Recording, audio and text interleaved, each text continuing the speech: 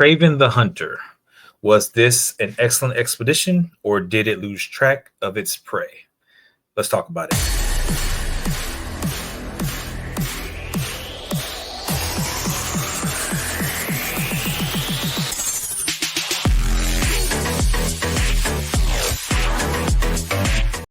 All right, Kraven the Hunter, another installment in the Spider-Man universe by Sony, and let's just be honest, this one did not hit the mark.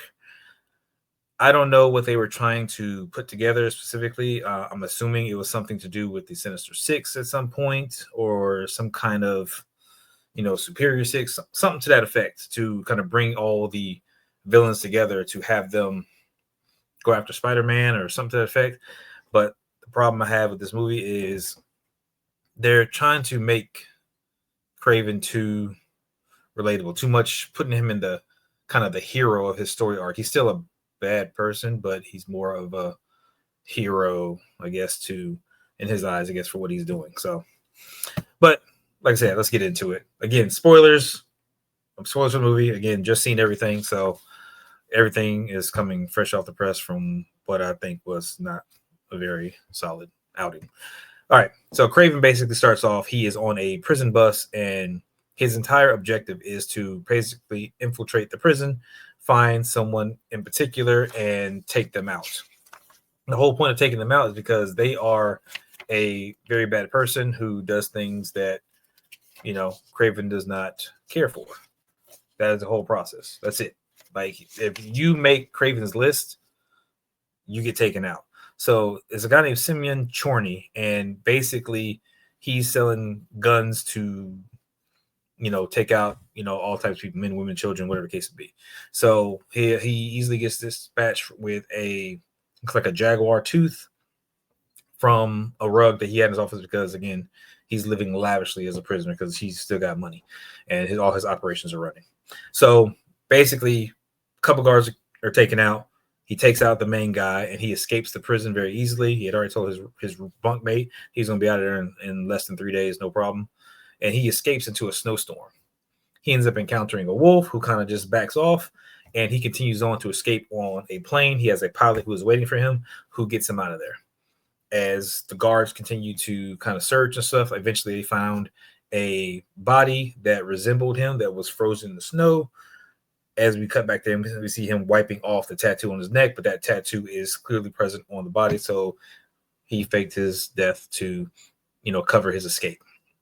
No one should ever really know his name or what he looks like or whatever the case may be. So he's off to a great start. Then we get the flashback. So 16 years earlier. So this is where we get the backstory on Kraven. Again, Nikolai is the father. Sergei and Dmitri are the sons. Sergei being the older brother, Dmitri being the younger brother.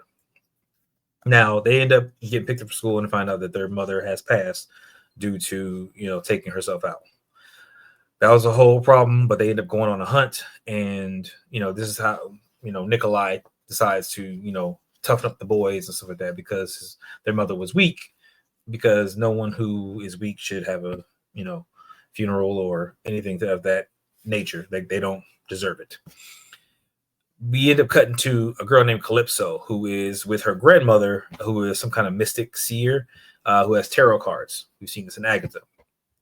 So tarot cards, and basically she does a prediction where we see all the tarot cards: High Priestess, Tower, Strength. And this is just kind of saying what the path should be, I guess, for her to, follow. Tower is a bad event. Strength is, kind of the reward of what comes with it. High Priestess is probably certain to her or the grandmother in some case. Either way, she's given a special potion because her parents, who are lawyers, don't really like her, I guess, doing this stuff with her grandmother. So her grandmother tries to keep everything secret, like put the tarot cards away, take this potion, keep it with you. You'll need it when the time comes, and probably need it very soon. And that's it. During the process of this, we see the boys on the hunt. This beast of a lion that is supposed to be a lion of legend ends up basically going to go after the boys. Sergei hesitates to shoot. It attacks him. It pretty much tears him up and runs off with him, while Nikolai and Dmitri are kind of like screaming for him, trying to get to him. In the process of this, he is basically thrown down the feet, and we see Calypso on safari with her parents kind of riding in the truck, and they stop to take pictures of something. Calypso jumps out and just has a feeling, I guess, and walks towards into the brush of just wherever they are, these wild animals. And she sees the lion drag the body of Sergei, drags it forward, and drops it at her feet. As it stands over, because it took a couple shots from Nikolai, its blood is dripping into Kraven, and then it walks off. It just leaves her with him. She takes the potion without hesitation, pours it in his mouth, and then calls for help. He's whisked off to the hospital. Basically, the potion starts taking effect, and he's kind of getting, you see all the kind of symbols and stuff as he's going through it. He is clinically, out for 3 minutes. His heart is stopped. They pronounce him dead, and he comes back, and he is, starting to heal. Nikolai shows up like, hey, we're taking him. We're going. That's pretty much it. So basically, his powers are starting to manifest as he really kind of gets into his father, because he's like, you didn't shoot. Why didn't you shoot? Something like that. Basically, he's like, I don't want to be like you. I don't want to be nothing like you. I'm leaving. He tells Dmitri I'm leaving, and he's out of there. He's got to go figure out his own way, and it cannot involve pretty much the family whatsoever. He's got to go. Of course, Dimitri's sad about it because, like, you're leaving me here, but whatever. In the process of this leaving, we kind of get him kind of walking through back with some old family land that his mother used to own, which basically becomes his domicile, where he always kind of goes back to. And he starts seeing some stuff, and his powers again are manifesting. So he hears cries from far off. He sees like some buffalo when he first got to the land that kind of were coming through a stampede. One stopped and looked at him, and then kept going. Same kind of buffalo were over there getting their horns taken. So he saw the poachers. He went over there. 2 poachers were left there with looks like no vehicle whatsoever. The other ones took the horns and drove off, which is kind of weird. Sergei ends up taking out the 2 poachers and stuff, and that kind of sets him on his path of making sure that animals are safe to a degree. And the main reason he did is because you're not respecting the land, you're not doing anything, you're just taking the horns and leaving the rest. So he ends up taking out the 2 out of pure reaction. After that, we kind of get back to present day. Present day is pretty simple for that. We see that Dmitri has the ability to mimic voices very well. He's done it with various musical artists, so that he does it with his father all the time. It's just kind of a talent that he's always had.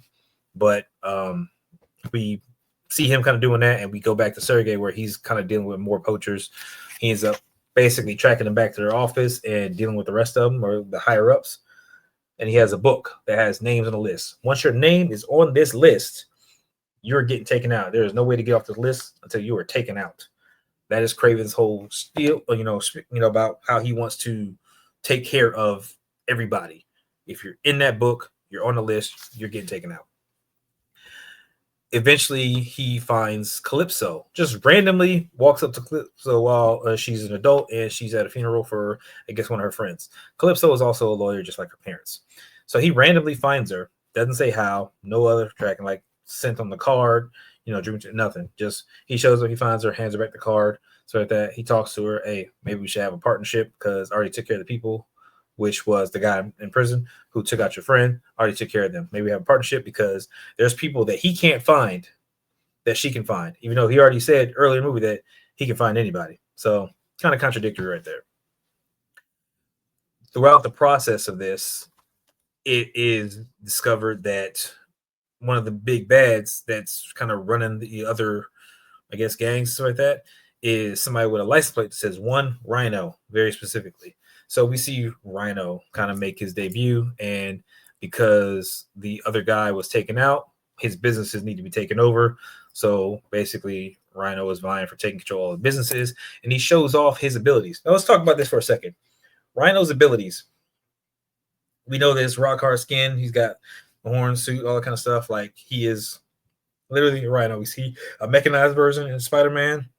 We see the kind of suit in the animated series. So this is where he's got a condition, because he went to a doctor. He went to a doctor that specializes in this kind of stuff, which we'll get into later. He went to a doctor specializing in kind of stuff. And basically, he has this kind of feeding tube that goes into his side. And this is feeding him some kind of formula that keeps him looking human. Now, keep in mind, During his human form, he had talked to Nikolai before. Nikolai was like, "You're a nobody. I don't care nothing for you." So this is one of the reasons why Rhino is now gotten stronger and did this stuff to get stronger, because he wants revenge on Nikolai for kind of shunning him. So he has this feeding tube that feeds him. So whenever he takes his feeding tube out, he starts to change into the Rhino. Like he literally just starts to get the hardened skin, mutates into the Rhino, and he can stop bullets and all this kind of stuff. And I think it's just really lame, to be honest. Like we could have done something better for this, but the unplugged transformation is like Bane, it's serum, so like that. If I plug it in and hit the button, I get my serum and I'm ready to fight. That makes more sense. Whereas I unplug this stuff that's keeping me human. Like as soon as I unplug it, I grow a horn and everything. But as soon as I plug it back in, the horn goes away and everything. Like I don't know. I'm over that one. So pretty much he ends up setting up everything that he needs to do to be as strong and as powerful as he is. Because of what he is, now he's trying to take out Nikolai to get his shares of whatever kind of criminal empire he's into. He ends up attacking them at Dimitri's club because Dimitri's older now. And Dimitri ends up hiding under the piano to keep from getting hurt. And of course, Nikolai calls him a coward. It's like, you're not even here trying to defend me. I'm your father. For that, of course, every time he gets mad at him, he tries to smack one of them around. That's just his thing. Every time somebody makes him mad, I'm gonna smack you around. So Rhino ends up enlisting the help of somebody called the Foreigner. This person. The Foreigner is someone who has the ability to stop time for, it looks like, maybe 3 seconds or 4 seconds or something like that. Like he literally counts to 3. And I don't know if there's a limit to how much he can do it or whatever, because we see him kind of use it a little bit longer later on. But basically, he just looks at somebody now and starts counting 1, 2, 3. And next he's behind them and he's taking them out.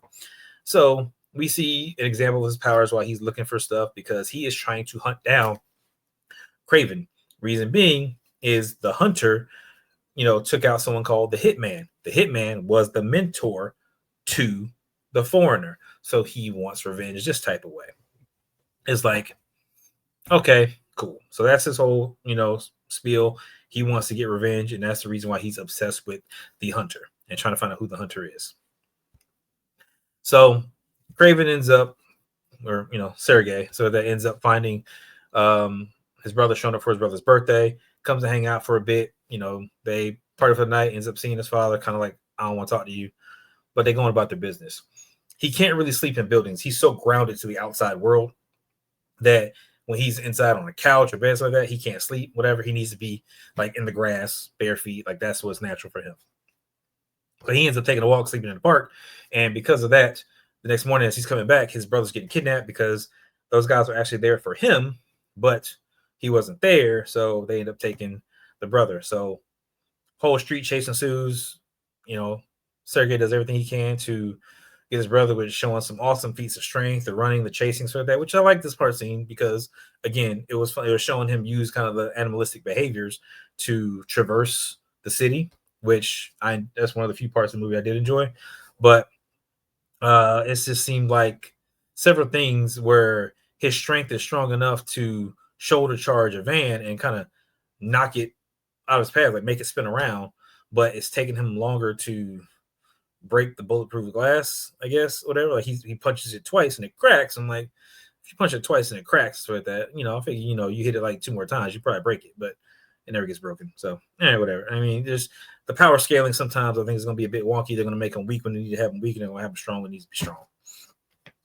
So, during this entire process, his brother is pretty much taken away, and now Sergey has to find out how to, get him back. That's another thing. He shows his strength. He does the Captain America. He literally gets the rope ladder on the helicopter, and he is, holding something and holding the rope ladder and keeping the helicopter from going. Like straight Captain America stuff. But yeah, he ends up, unable to hang on, and he gets gone. So he goes to his father like, hey, did you hear anything? What about son? What about your son? What are you going to do about it? Well, they want 20 million. Again, Nikolai doesn't want to seem weak, so he's not paying 20 million. So that he's like, yeah, I can't do that because I'll seem weak. I want my son back, but I don't want to pay 20 million because that shows weakness. Remember, he's all about this machismo of not showing any weakness. So of course, Sergey's upset. He's like, yeah, whatever, I gotta go. So basically, he's talking to Calypso, and her contact gets information. Who the contact actually is to be a setup because the contact is working for the foreigner. So pretty much it's a setup to get Sergey to go to this particular monastery in Turkey so they can try and capture him. That's the whole setup. So she ends up sending him on this. She thinks her contact's legit, but he's not. Foreigner ends up taking out the contact right after he passed the information. So now we're in Turkey. Sergey's trying to still hunt down his brother. As Sergey goes through the entirety of the building, like super stealth. Like I love the way he uses stealth. Again, he's shooting the darts and stuff like that. He is mimicking the foot patterns and ducking behind people, doing the low crawl. So that like he is right on people's butts as he's kind of doing the dodging and turning stuff like that. I like that part. It looked good. It really shows of him being aware and being able to kind of stealth into the surroundings. But of course, one guy at the top of the stairs that he goes to take out fires a random gunshot because Sergey couldn't take him out fast enough, even though he's taking everybody out like real smooth. He could take out this one guy from behind who still manages to fire a gun. So now the whole place is alerted. Basically, Rockets end up kind of trying to bring the building down on top of him, and finds out that his brother isn't there, that he was set up. He's trying to find out who set him up and finds out it's the Rhino. So he's like, all right, well, now I got to figure that out. And I was just like, yeah, that was like you forced that to happen. For if Kraven's being as good as he is, that wouldn't have happened. He could have shot a dart in the back of the dude's neck and dropped him before he even got to the point of, causing a gunshot. Again, this is stuff that I'm looking at like, why are we doing this? So we end up learning more about working the Rhino and the doctor that he talked to kind of put him in a condition. Turns out the doctor is actually Miles Warren, which is the Jackal. So he was able to do things. And again, you have to look him up in Marvel Comics and what the Jackal is known for. But the Jackal, doing some augmentations and kind of changing people and kind of getting them ready. That's just something that he's done. So that'll come up later on. But that's what Miles Warren is, and that's who the Rhino would see to become stronger. And that's how he got the whole Rhino skin augmentation thing. All right. So he offers Dimitri a partnership, and when he's talking about all this stuff, and basically we see that Sergey, once he knows that he's been set up a Rhino, he tells Calypso she needs to get out of there. I'll send my pilot to come pick you up. She picks her up, brings her to his habitat where, his safe space. And basically, like a leopard jumps out and attacks him, and he schools the leopard, and they go back to his place, and they have the heart-to-heart. Do you got any more of that medicine you gave me? Because he's like, I still got the bottle, the vial. So I'm like, why are we just now getting to this at this point? Like, you could have asked about this way long time ago about whatever it is you need. Well, what do you need it for? Why do you need more? Like, if it's already enhanced you and done what it does, what is more going to do for you? Are you trying to do it for your brother? Are you trying to, have someone stand by? It's not really explained. So he just wants more to want more. And of course, she lies and says, I don't have any more. So, yeah, but she does. Freaking. We find out that we also find out that her grandmother died. So any secrets and stuff are imparted onto her and stuff. So, this mystic kind of thing in the family kind of stays what it is. So basically, Rhino makes Dimitri, because he still hasn't captured, makes Dimitri call Sergey. They find out where he's at, so because they found out the old plot of land, and then they go there to confront him. And basically, they set up traps and everything. They're like, we're going to get him. Like, you're fighting a hunter on his own land. Not really going to work as well, but he's taking them all out. He's using their own traps against them, his own traps that he already set up, because you guarantee he's got defenses set up. He's been there for, at least 16 years. So he's got defenses and stuff set up. The foreigner, of course, had found one of the darts that he used back at the monastery and made a toxin similar to what he was using to take people out. And he decides he's going to use this on Kraven. So pretty much after a whole big fight, we see him, get the drop on Kraven and use this toxin. And we see it's supposed to release your greatest fears and all that kind of stuff. And this is where we see Kraven have the spiders crawling all over him. That's something that he's always had issue with, which is one of the reasons why he hunts Spider-Man. So that Spider-Man's one of his biggest rivals and stuff, and then the spiders fear. Granted, the spiders were from like a prison thing in the comics, but seeing the spiders on him, that's kind of freaking him out. So that he's having bad dreams. His reaction is slow because of the paralysis and stuff. So the foreigner's just kind of working him over, like really just beating the crap out of him. What ends up happening is because we found out earlier that Calypso, when she found his secret stash of gear at his place when she first came to it, and she says, "I'm good with with archery, so that's kind of what I do." Okay, random, but sure. Okay, she's good at archery, which means she's going to use a bow at some point. Sure enough, we have the foreigner who takes out, Kraven, has him on the ground, and is like, "Hey, let them know that the Kraven has been handled and go find Dimitri." So that he's saying this while standing over Kraven. He got the gun on him, ready to take him out. It's like, go find him so that so guys walk away. And they're just like, hey, no more Kraven, and stuff like that. And then the guy looks down at Kraven and is just like, one, two, like he's doing his little slow-mo trick thing, whatever. And when he gets to three, he gets shot in the eye with an arrow by Calypso. It's like, you had him. Like, you had him right here, and you did not get the job done because you wanted to count to three. What are you doing? I don't know. Freaking. So basically, she ends up having more of that little potion that was earlier that gave him his powers and stuff. She poured that into Kraven to kind of get him back to full fighting strength. He wakes up faster, of course, and now he's got to go deal with everybody. So Rhino just took it at face value when the guys came back and said, "Yeah, Kraven's dead." He didn't go look for a body. He didn't go freaking verify. They just left the foreigner out there in the middle of wherever, sort of that, freaking, because no confirmation, nothing. So he's just like, "Yep, he's good." Basically, Kraven ends up getting those same like buffalo, that were running around earlier, get them to stampede and run over Rhino's convoy. Rhino sees it coming, starts changing into the Rhino, and now we get the Kraven versus Rhino fight. It's like, cool, it's the fight we've been waiting on. They scrap. Rhino is bodying Kraven for the most part. He's getting a couple shots in, but again, he's got this Rhino thick skin. What are we going to do? How is he going to handle this? With that, basically, throughout the course of the fight, he realizes that his father Nikolai was the one that gave Rhino data on Kraven. That's how he was able to find Kraven. Nikolai did it. Why? Get to that later.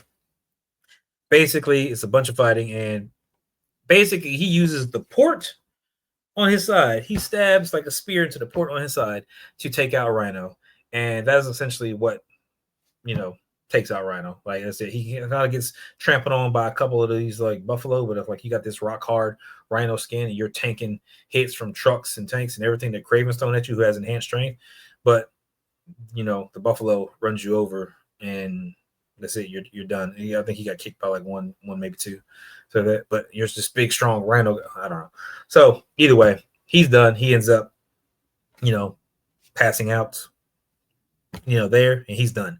So Rhino has been dispatched. So that, and they're like, all right, well, the bigger threat is done.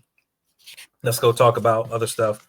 And that's where he goes to see his father. And he's like, okay.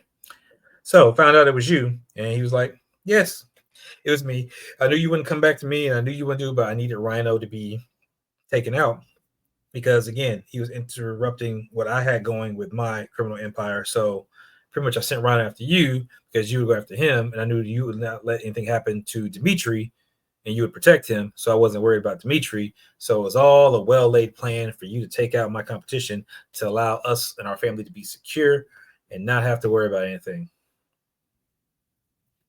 And Kraven was just like, okay, cool. Well, while his dad wasn't looking, so that he removed all the bullets from his dad's gun because he was out on a hunt when they were having this conversation. Yeah. Because of this, Kraven has to leave, and a bear runs to attack, and Nikolai cannot load the gun fast enough and ends up getting taken out by a bear.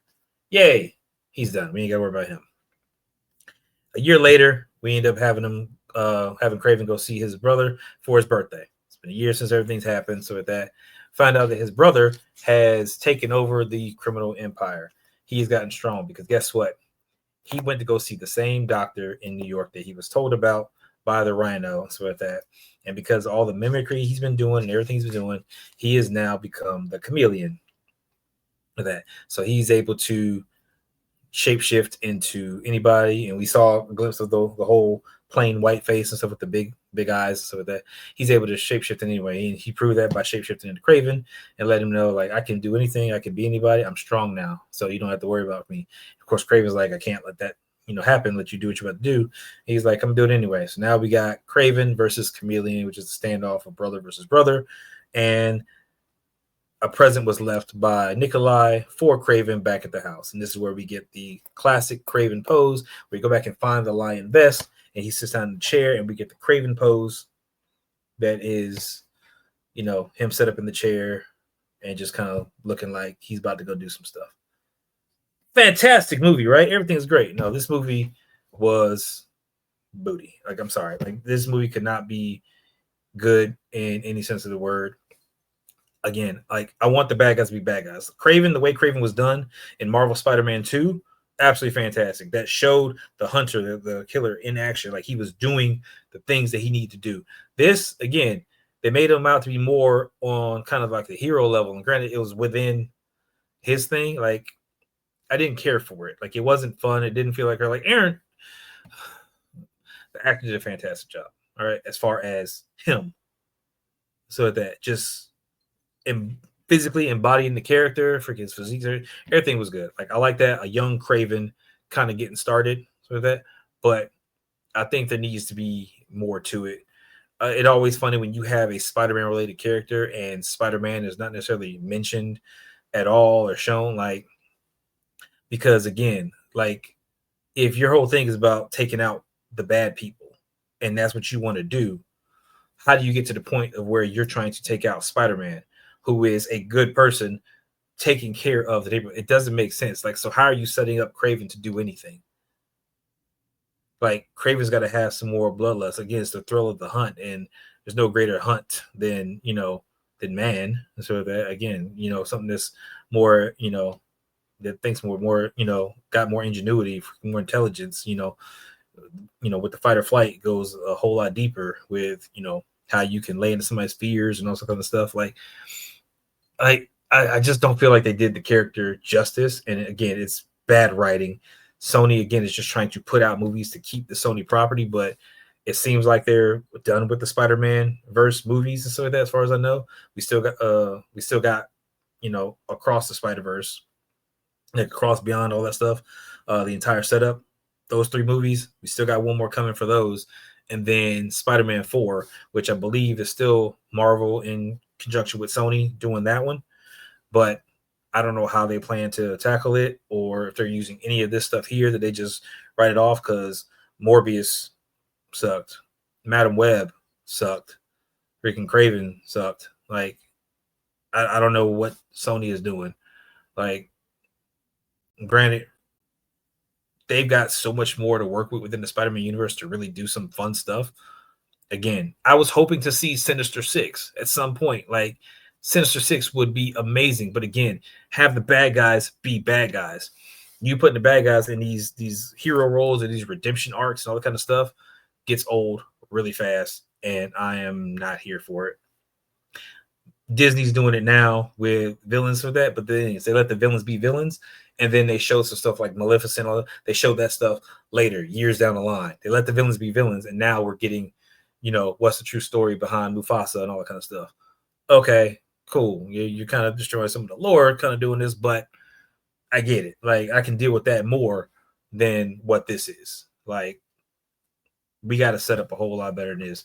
Green Goblin, having Willem Dafoe back as Green Goblin was one of the best things because he was a villain. He did fantastic, and I enjoyed the crap out of that. We need stuff on that level. Vulture was good, so at that, but introducing Vulture with Morbius just didn't hit it right because of whatever you're trying to do with the universe. Venom, the first Venom was solid. I won't say great; it was solid, and everything you kind of went from there. Again, Carnage was toned down, so like it's things. Sony, do better, please. So I don't know. I want to hear your thoughts. Tell me what you think. What if you've seen the movie? What did you think of the movie? With my recap, what you think freaking, of anything I said? If you haven't seen it, you just want to listen to it because again, it's a movie you're not going to go see. Let me know, please. Thank you for hitting that lovely red subscribe button because we appreciate each and every one of y'all that subscribe to us. And we're going to try and keep videos like this coming and talk about all this stuff as it comes out. I'll probably do some speculation more on Spider-Man and what's going on with Sony and what they're go-to plan should be from this point on. If they're going to try and hang on to the Spider-Man franchise, or if they're just going to give it back up to Marvel and let Marvel do what it do. I don't know. Either way, I'm done with it. I will catch you guys in the next one. Later.